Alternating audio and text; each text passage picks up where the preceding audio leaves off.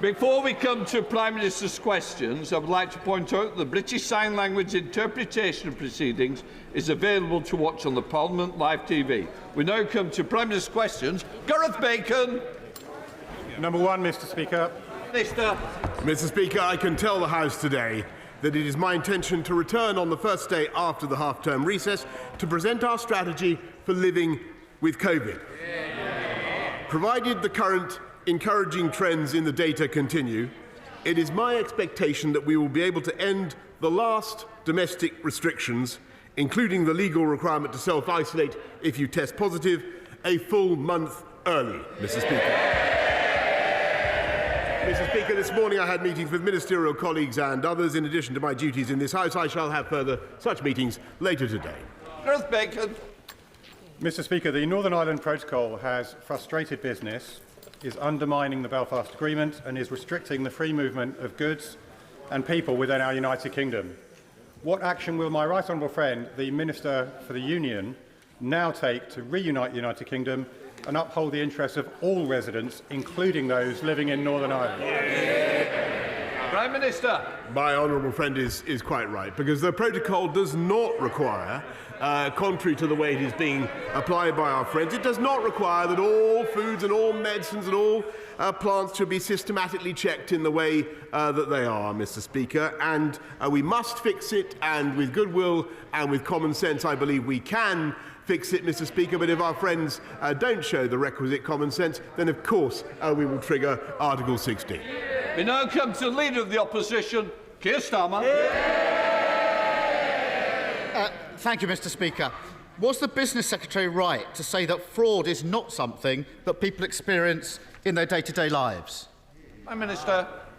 Mr. Speaker, of course this government and this country despises those who defraud people, and that's why we crack down on fraudsters, Mr. Speaker, and we've strengthened our anti-fraud task force. We're bringing forward an economic crime bill, Mr. Speaker, but we also attach huge importance to tackling neighbourhood crime and crimes of violence, Mr. Speaker, and I'm very pleased that those crimes are down 17%, Mr. Speaker.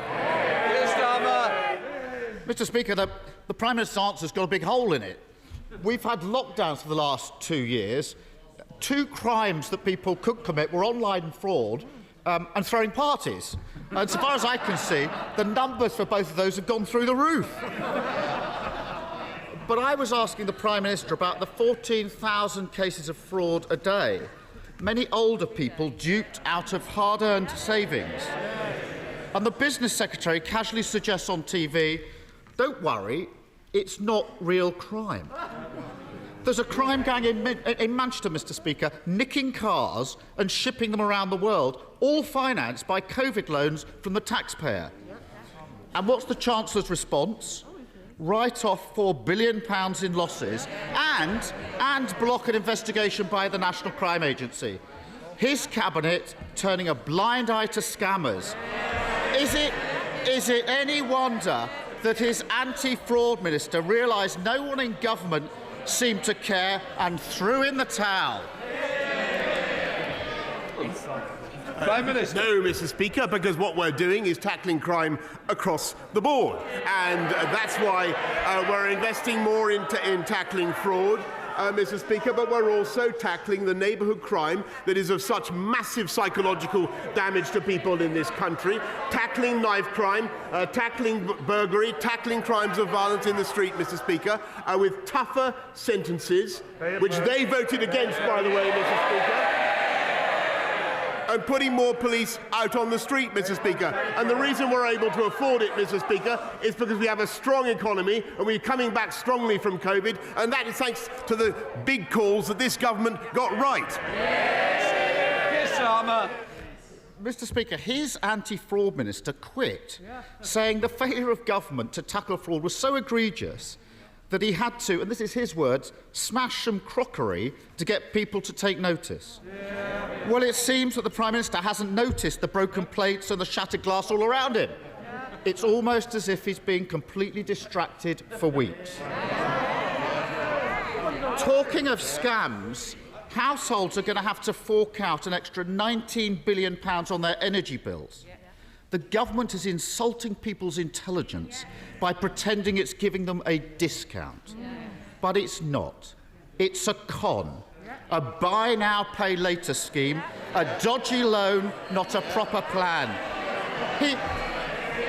Mr. Speaker, he shakes his head. So let me put this in language you might understand.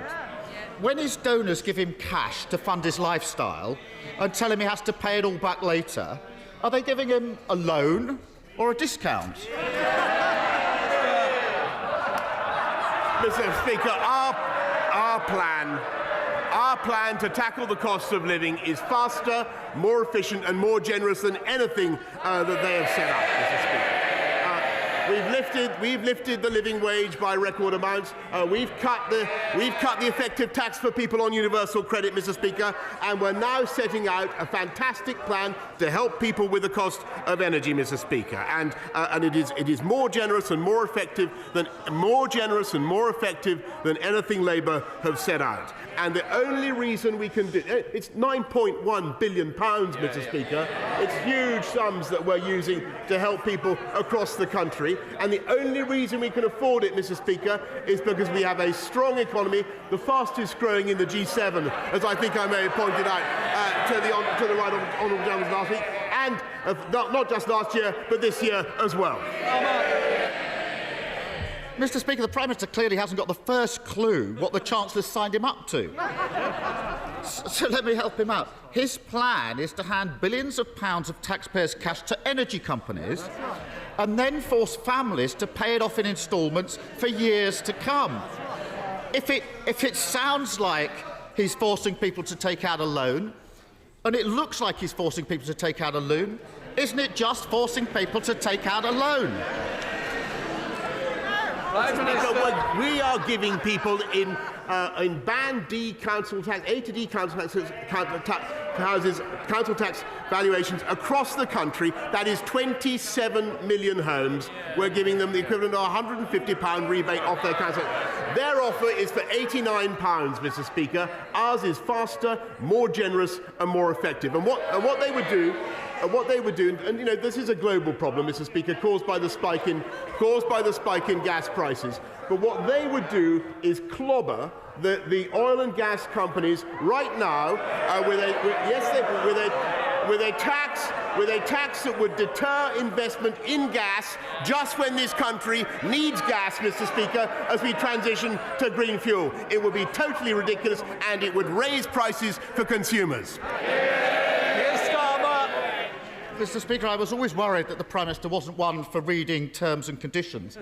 Didn't understand what the Chancellor's signed him up to, and he's just confirmed my worst fears.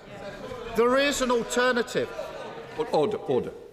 Can I just say, if you want to carry on outside. I am not having this perpetual noise coming from the front bench. Secretary of State should know better, and I expect better, and I certainly don't need to put up with it anymore. Keir Starmer.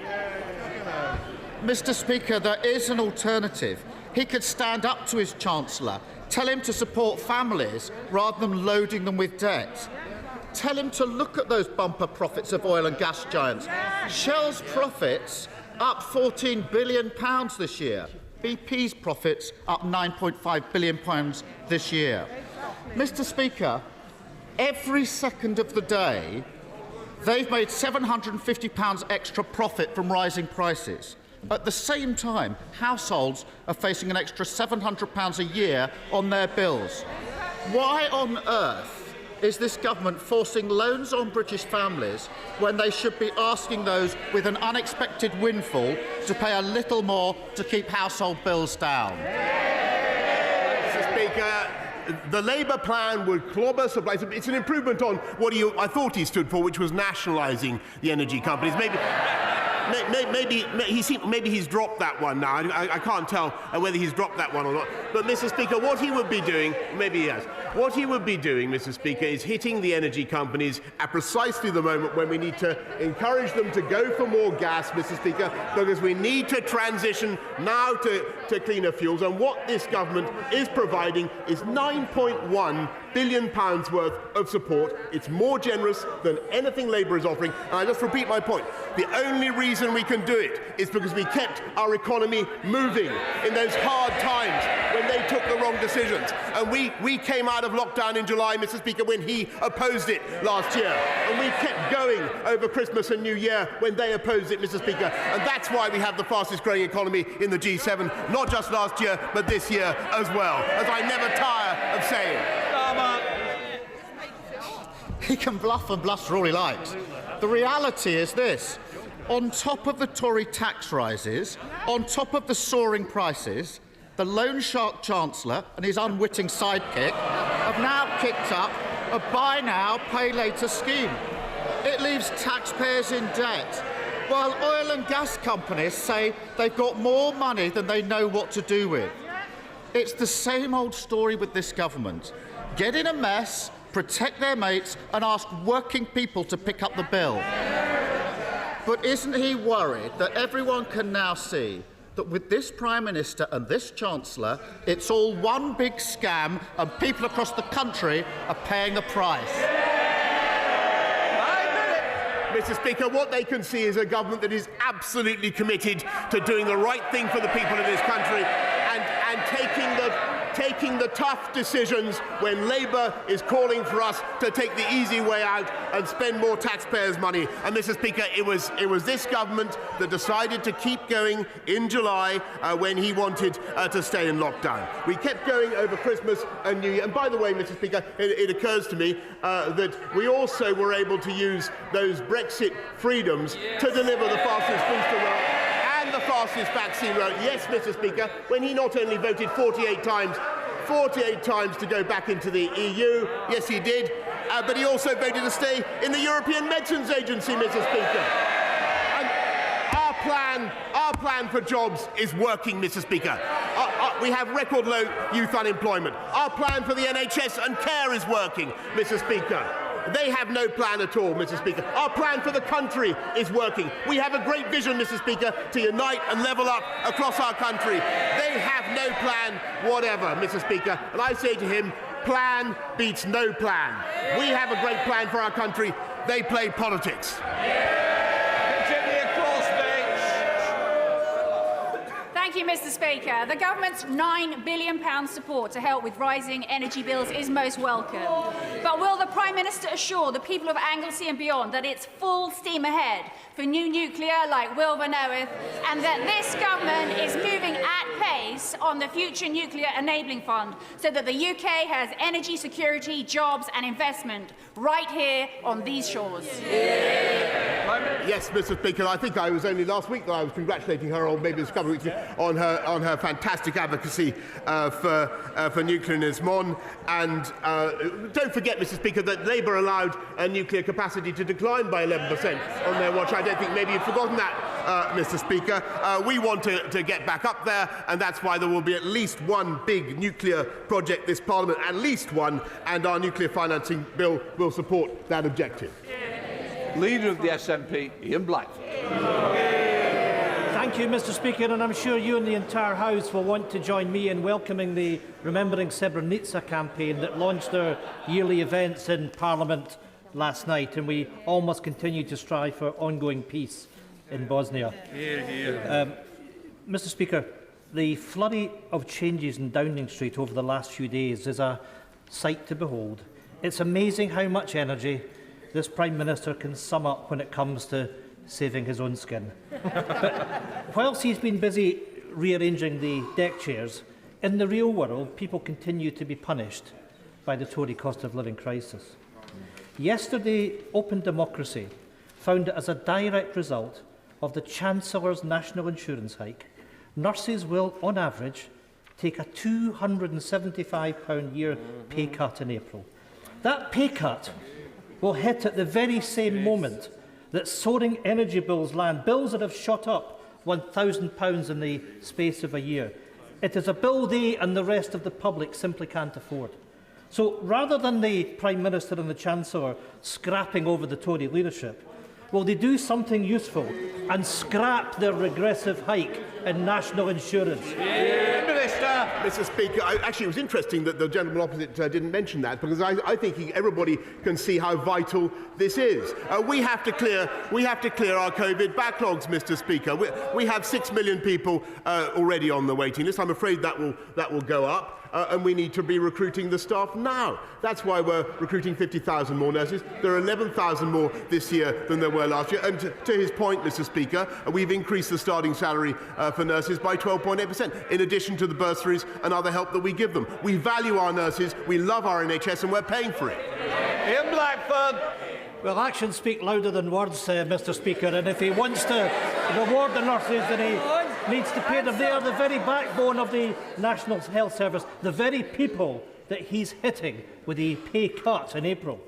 And I shouldn't have to remind the Prime Minister that at the same time that those nurses were going into work every day to fight a pandemic, 16 different parties were happening in his government. The public know what nurses sacrificed during the pandemic, and they know exactly what this rule-breaking Prime Minister and his government were up to.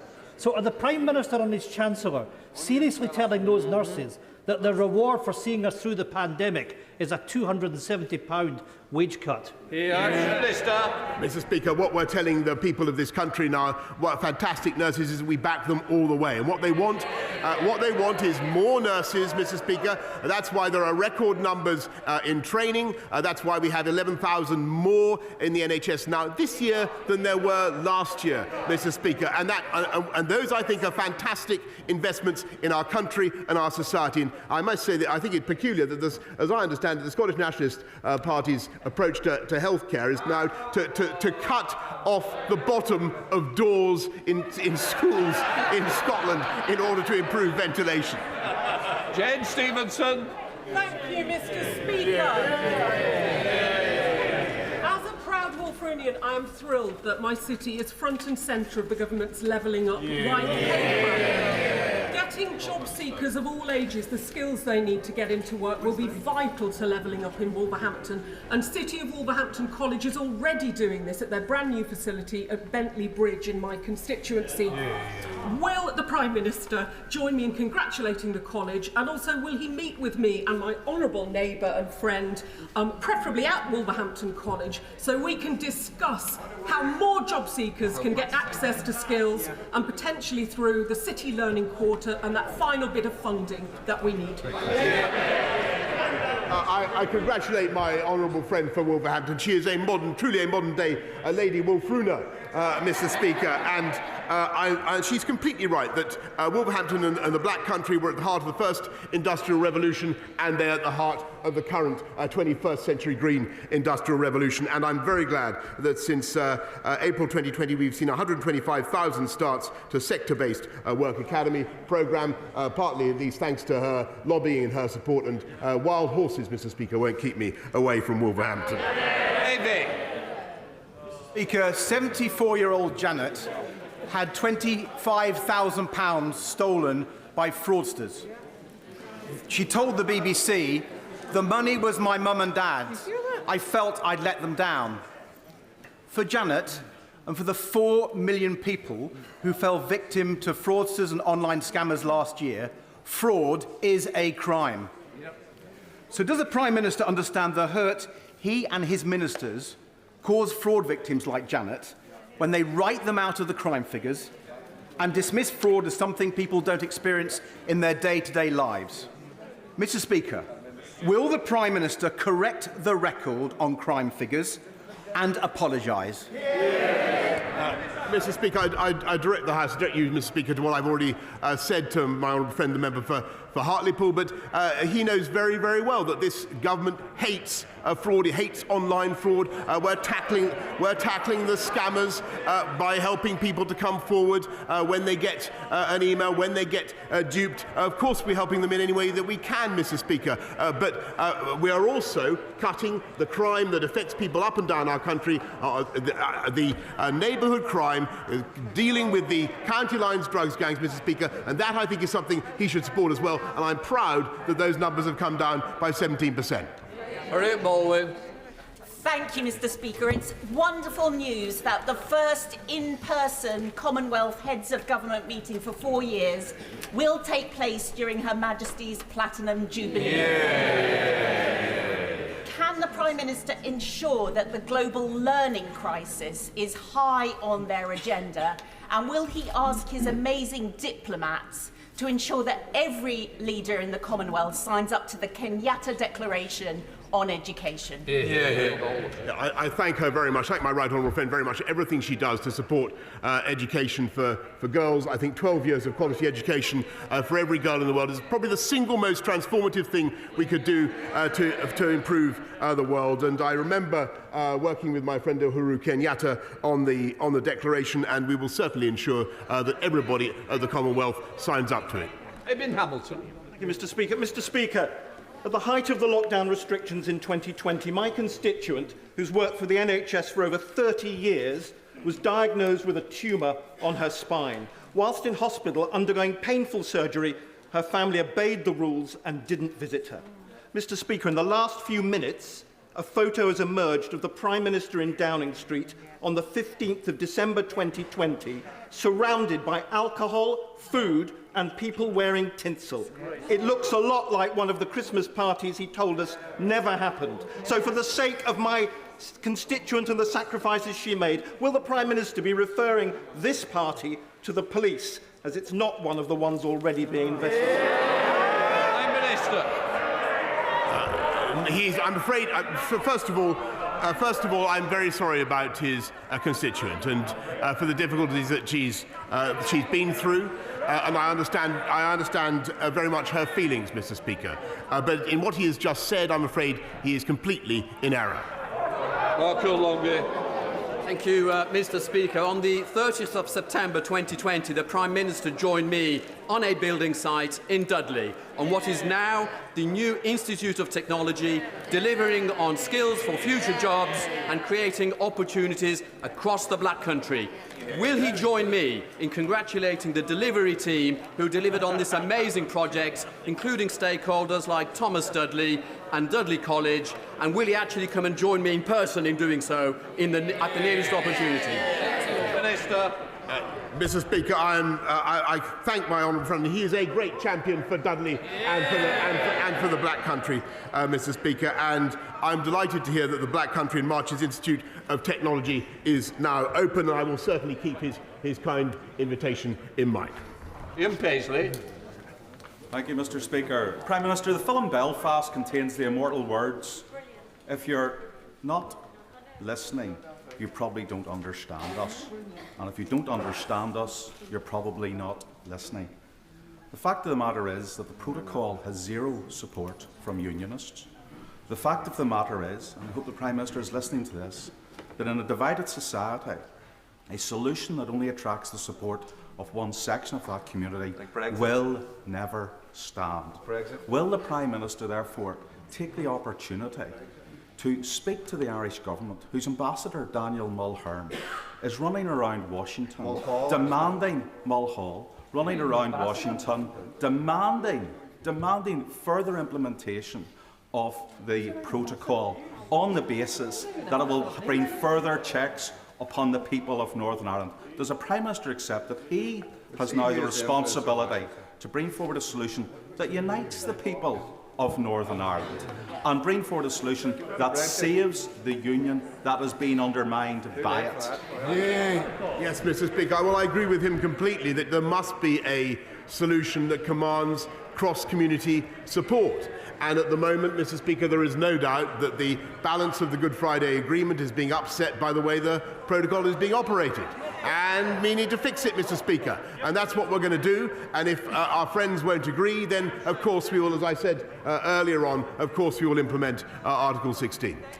Sir Geoffrey Clifton-Brown. Thank you, Mr. Speaker. Rather than a compulsory windfall tax so favoured by the opposition, would my right honourable friend take an alternative view, summon a high-level meeting with the oil and gas companies with the aim of a voluntary agreement to bring more oil and gas onto the wholesale market to reduce oil and gas prices to help hard-pressed people deal with the cost of living problems? Well, Mr. Speaker, I thank my right honourable friend very much for that suggestion, which I think is an interesting one and an ingenious one. The oil and gas companies create hundreds of thousands of jobs in the UK, and they're very, very important to our economy. I will do what I can to take forward his request for a meeting with them, but I just remind the House that we've frozen fuel duty, Mr. Speaker, 12 years in a row, saving people £15 in their cost of filling up their tanks compared to 2010. Ruth Jones. Thank you, Mr. Speaker. I understand the Prime Minister has been heard singing "I Will Survive" in recent days. I would suggest that he would be better off singing "Careless Whisper" instead, because, Mr. Speaker, in 2017, Nazanin Zaghari-Ratcliffe was condemned to an extended prison sentence in Iran because of the careless words of this Prime Minister. Now, in 2022, this week, my friend, the Leader of the Opposition, was hounded by thugs outside this Parliament because of the careless, disgraceful words of this Prime Minister. So will the Prime Minister do the decent thing? Will he reconsider his words, repent and resign?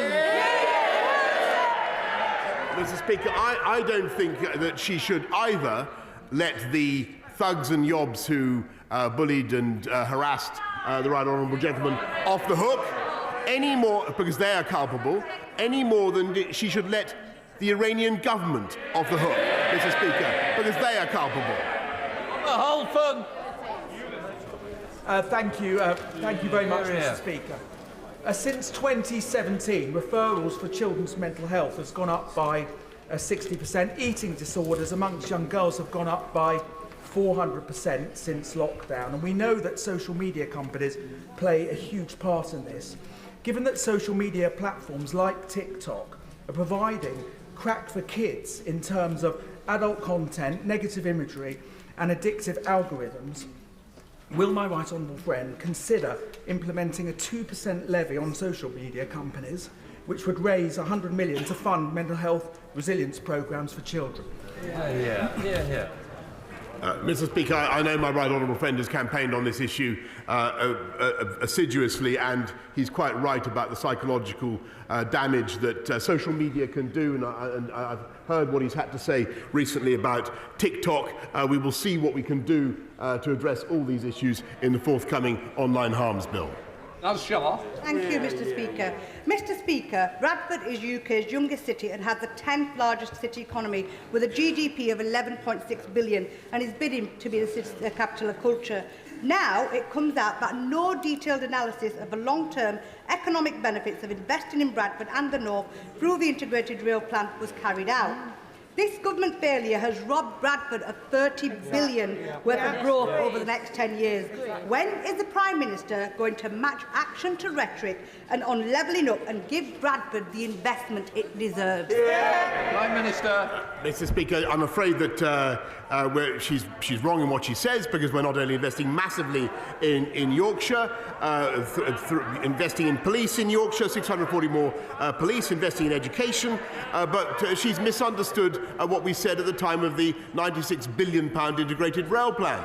Because what we are saying is that we will look at ways in which we can ensure that we protract the eastern leg of high-speed rail from north of Birmingham on the eastern leg to Bradford. What we're not doing is coming up with a scheme before we've decided exactly what to do and how to fund it. But we are not ruling it out, Mr. Speaker. Stuart Anderson. Mr. Speaker, I serve my country with pride in the Royal Green Jackets. I will always be a rifleman and a veteran, and I welcome the veteran strategy the Prime Minister's just brought out. But I ask the Prime Minister if veterans will always be at the heart of this government strategy and everything can be done to see they always get what they need and are honoured. Minister. Yes, Mr. Speaker, that's why we set up an office for veterans. That's why we've ensured that veterans get preferential treatment on public transport. One of the first things I did when I became Prime Minister, Mr. Speaker, and it's why we make sure that veterans receive particular support and encouragement in employment. We encourage employers to take on veterans as well. Thank you, Mr. Speaker. In the panic Downing Street staffing reshuffle at the weekend, the Prime Minister appointed to a senior role a man who recently lobbied the government on behalf of Huawei Technologies, a hostile state vendor that this House legislated to exclude entirely from our country's 5G networks. Given the number 10 Director of Communications has, by definition, access to some of the most sensitive government information, can the Prime Minister tell the House whether Mr Harry's present role requires enhanced developed vetting and strap clearance, and whether he has gone through the necessary checks to provide for that level of clearance before he took up his post? Minister. A curious question to come from the benches that contain someone who took, I think, £586,000 from the Chinese government to support his office. But, Mr. Speaker, what I can tell him is that this government took the brave and necessary step of making sure that we excluded Huawei from our critical national infrastructure, and that, Mr. Speaker, was the right thing to do, whatever he's saying. Thank you very much, Mr. Speaker. Can I ask the Prime Minister a question about Sue Gray's report? I asked him, well, colleagues may groan, I'm only asking this question because I asked the Prime Minister last week and I didn't get a straight answer. It's important because it's about those who make the law obeying the law. The Prime Minister wants to be judged on the facts, and that's right. So can I ask him to commit at the dispatch box that upon conclusion of the Metropolitan Police investigation, will he ensure that Sue Gray's final report is published immediately and in full? Prime Minister. Mr. Speaker, with great respect to my right honourable friend, I do believe I answered that last Monday, but or whenever it was, possibly last Wednesday as well. But I'll repeat for the benefit of the House that as soon as all the inquiries are concluded, I will immediately publish in full whatever Sue Gray gives me. Tulip Siddiq. Thank you, Mr. Speaker. I understand that the UK government signed an agreement with the Iranian authorities last summer that would have resulted in the payment of the £400 million that we owe Iran and the release of my constituent, Nazanin Zaghari-Ratcliffe. That agreement fell through and the debt still hasn't been paid. Mr. Speaker, this case urgently needs the Prime Minister's attention and personal intervention. So could I ask the Prime Minister, will he meet personally with me and with Richard Ratcliffe? I don't want to meet his colleagues. I want to meet with him personally to find out why the agreement fell through and why Nazanin Zaghari-Ratcliffe still isn't home after 6 long years. Prime Minister. I thank her very much. I thank her also, by the way, for all the hard work she does on behalf of Nazanin. We remain committed to securing the release of Nazanin and all the very difficult consular cases that we have in Iran. As she knows, the IMS debt is difficult to settle and to square away for all sorts of reasons to do with sanctions. But we will continue to work on it, and I will certainly make sure that we have another meeting with Richard Ratcliffe in due course. Natalie Alford. Mr. Speaker, Dover is once again beset by miles of traffic jams along the motorways, affecting residents and local businesses alike. Not because of Brexit, but because of Brussels bureaucracy and red tape. Will my right honourable friend, the Prime Minister, meet with me to discuss how we can invest in our local roads, in the M2, in the M20 and the Dover Tap to unclog that road once and for all, and also to get rid of the unnecessary red tape for a trading global Britain? Prime Minister. Yes, Mr. Speaker, no, she's absolutely right in what she says. As the economy rebounds, we're seeing all sorts of pressures, but we do need to make sure that we clear bottlenecks everywhere in our system, and that's what we'll do. Gerald Jones. Thank you, Mr. Speaker. I'd like to refer to the Prime Minister's answer to my honourable friend member for Leeds North East. The photograph referred to is all over social media. Everybody can see the photo. The Prime Minister is in the photo. So can I ask him again, will he refer to the matter to the police? Because this is not one of the parties already being investigated by the Metropolitan Police. Prime Minister. Yes, that's precisely the point, Mr. Speaker. It already has been. That event already has been submitted for investigation. That ends Prime Minister's questions.